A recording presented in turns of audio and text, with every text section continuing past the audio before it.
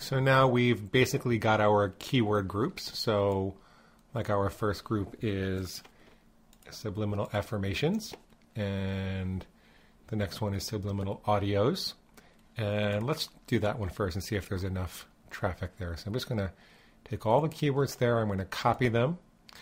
And I'm heading on over to Google. I've logged into my account and I've gone to the traffic estimator. If you don't know where that is, up here is the tools section. All of the Google tools are right there once you log in. And then you click on traffic estimator and you will get to this screen over here. And all I'm going to do is paste all those keywords. Make sure it's in my currency, not going to deal with my budget or anything like that. I'll make sure it is in the countries and territories I want to advertise in. In this case, I am adding all countries and territories because this is a worldwide phenomenon.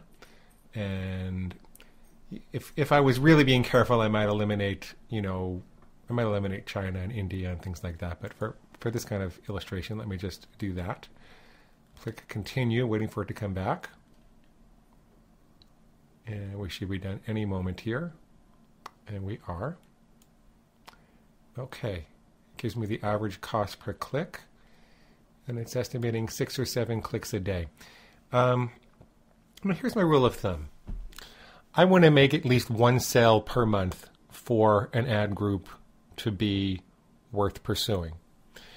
And the Google Traffic Estimator tends to underestimate in my experience, usually by about a factor of 2. And they tend to overestimate the amount per click you're going to pay, usually by a factor of 4. So what I really think is going to happen here, and I can't guarantee this, it's just my personal experience, but what I think is going to happen here is when I get in and optimize the ads, I think I'm going to be paying about 30 cents a click, and I think I'm going to be getting about 10 to 15 clicks a day. 10 to 15 clicks a day is, somewhere in the vicinity of 400 clicks a month. In general, most campaigns you can get 1% of visitors to buy if you know what you're doing and you work hard at it. So that would be 4 sales a month, and that's enough for me. So yes, that will be one of my ad groups. And that's what I want you to do. If we were to choose a group, let's go back and see if we can find one. Like, let's see, subliminal affirmations. I don't know if that's going to have enough traffic. You never know until you try. And let's go back and revise the settings. Let's get rid of this. Let's put in our subliminal affirmations and keep everything else the same. Let's see what happens then. If you find something that just doesn't come back with enough clicks, or it looks like it's going to be wildly expensive, and remember, they tend to overestimate, then, well, I'm going to have 2 clicks a day. So I think that probably means 4 clicks a day, which is like 160 clicks a month.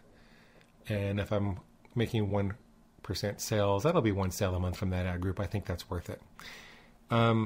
So those are my criteria for determining whether or not there's enough traffic in the particular ad group to make it worthwhile. If you were selling something for $10,000 and you had a $9,000 margin on it, well, then 1 sale per year might be worthwhile for you. So you might want to adjust your criteria. But the thing is you want to go back, you want to come from the sheet, you want to check on your ad groups and make sure that you're got the right ones. And if for some reason you do not have enough traffic, but the price looks okay, then what you want to see is, where is the nearest kissing cousin? So maybe these, I'm not going to make you watch that again, but I'll bet you that these 2 together, the questioning group, doesn't have enough traffic. So what I might do is lump them into a kissing cousin. Maybe there's something on learning. I seem to remember that.